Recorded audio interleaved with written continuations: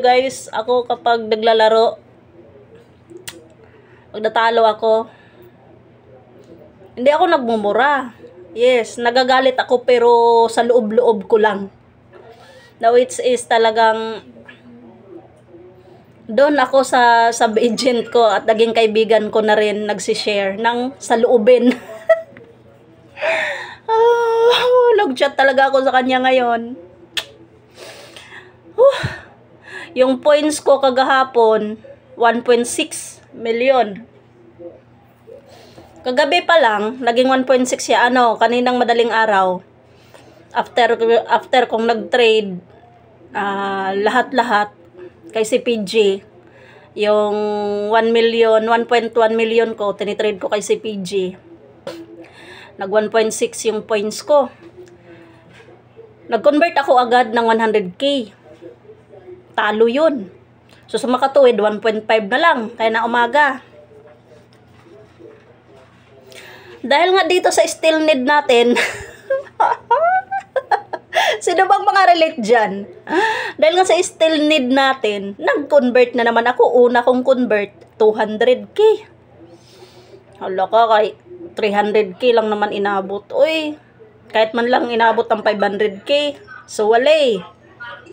After, di pa na kontento, nag-convert na naman ng $30. So, sa makatuwid, guys, 300k points yun. Convert. Alam niyo, lumago naman sana yun. Umabot sana ng 700k. Yes. Bukas, i-upload ko po yung video ko doon sa jungle. Umabot siya 700k, guys. $300 na kinonvert ko. Pero nawala sa isip ko. Ginaganahan ako sa pag-spin. Ang lakas talaga makapusis ng mga pag-games ni Pupo. Bakit ganon? Grabe. Talagang hindi ko man lang naalala na mayroon akong still need. Actually, yung still need kong yan, 89k yun. Tapos, syempre, may mga naglaro-laro sa panel ko. Napupunan. Di, naging 85 na lang. Di, talo na ako guys ng 600k no. 600k pala kasi 100k kaganinang madaling araw after ko nag-trade, talo. Tapos sabi ko, tama na. Buti nga napigilan ko pa agad yun. Kasi kung minsan, ang sistemahan nating mga sugarol, after nating mag-trade, mag-convert lahat-lahat. Hanggat mauubos, lalo na kung gigil, na sabihin nyo sa akin kung mali ang sinasabi ko.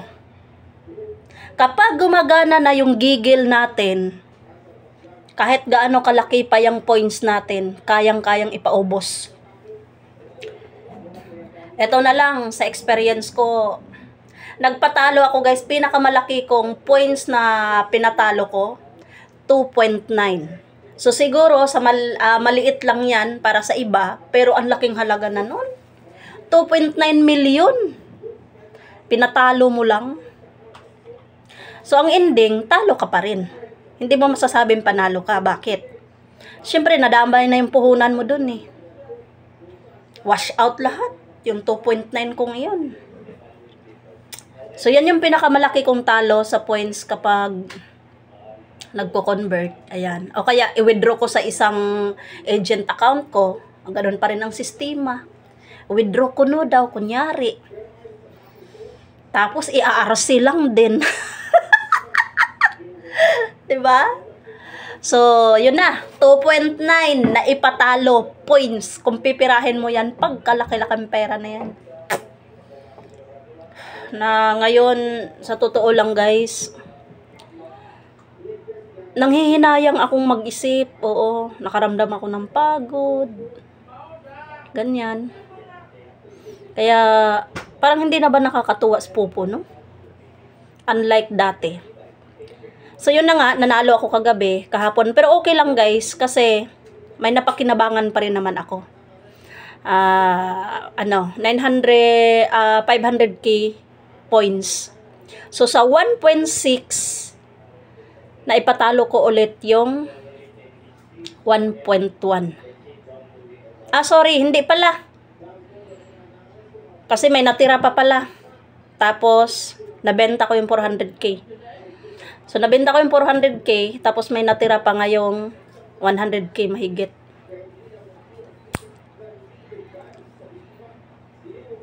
Yun, basta, yun na yun.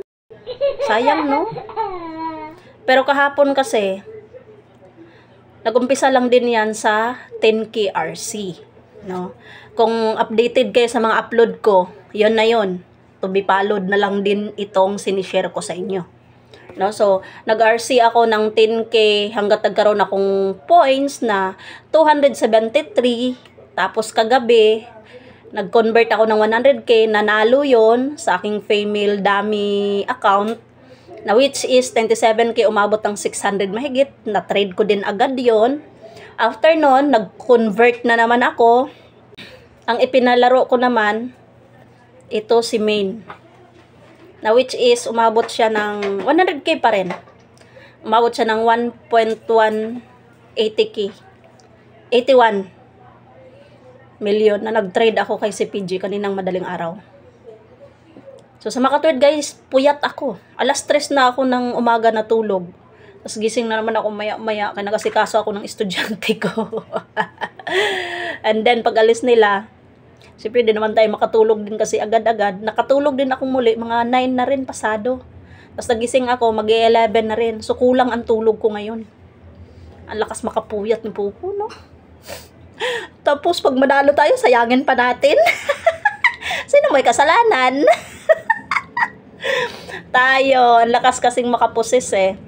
Sumubok ako muli ngayong gabi, 300k. Kasi may still need nga ako na 85k para maging 18k per hour ako. Kasi 12k per hour ako ngayon. So sad to say, hindi ko pa rin napunan yung still need ng iyon. At naipatalo ko pa yung aking points. So, sa 1.6 natin, ang napakinabangan ko lang talaga is 600k lang. Ganito ang nangyayari sa akin sa mga nagdaang buwan. Kaya nga guys, takot na ako mag-RC ng 300k. Ako, hindi talaga ako sa kalam. Di ko kayang mag-RC ng katulad ng iba, ng 500k to 1M. Di ko kaya yan. 300k lang ako guys. 100k, 200k, 300k. Minsan 400k, pero minsan, madalas talaga 200k, 300 lang. Ayan. Pero kapag manggigil ka, makailang beses din. Kailang beses na 300k. Wala rin. Di ko pa nasubukan yung mag-RC ng 1M. Na buo, hindi pa. 500k na buo, hindi pa din. Actually, naka-RC ako ng buo na 400k nung nag-launching ako ng aking agency. 400k yung in-RC ko, which is na naglabas talaga ako ng pinangpunan ko pang gambol-gambol, ganyan. Tapos sa fireworks ako, 2 fireworks yun. Ganyan. Kumbaga, naglabas talaga ako. So sa nag-comment na hindi daw totoo na ang mga agent hindi naghabol ng kita. Dahil ang katotohanan, kita talagang hinabol. Yes, totoo po yan. Pero taliwas naman kasi sa akin. Oo, hindi ko iniisip yung kita ng agency ko, guys. Oo. Kasi ang sabagay ganito talaga ako. Gusto ko kasi guys na kikita ako sa pamamagitan ng pagsisikap ko. Hindi yung parang kumita ako ng malinis na ba, yung ganun. Nang kinukuha ko na lang. Ayoko ng ganun. Kaya nga, sa mga members ko, sabi ko sa kanila, kung meron silang hindi maunawaan sa akin, kung meron silang pag-aalangan, magsabi lang sila. Release ko sila kaagad. Yes, kahit pa traders kayo. Kasi, ayoko. Gusto ko kumita ako sa sarili kong pagsisikap. Ganon. Kaya wala akong pakialam sa kita ng agency ko. Yung kita ng agency ko, pinamigay ko lang din yan sa kanila. Yes, sabihin natin meron ako. Pero siguro sa 100%, 80% siguro nabalik ko sa kanila. Ganon. Swerte ko lang kung makatrade sila ng malakihan, ng 100k up. Ganon. Talagang meron ako niyan. Pero yung hindi abot ng 100, wala. Abonado pa nga ako kung tutuusin. 'Di ba? So yun lang ang may share ko sa inyo. Talagang ngayon ang laki na ng pagbabago ni Popo guys, dahil kung dati-rati manalo ako, tig-3 araw nang magkasunod-sunod yan. Kaya narating ko rin guys yung 70k per hour, almost 2 months din. Pero bago nyo man makuha yung 70k per hour niyan, kailangan ma-reach nyo guys ang 50 million earnings. Na which is, ang earnings ko niyang time na yan is 51 million.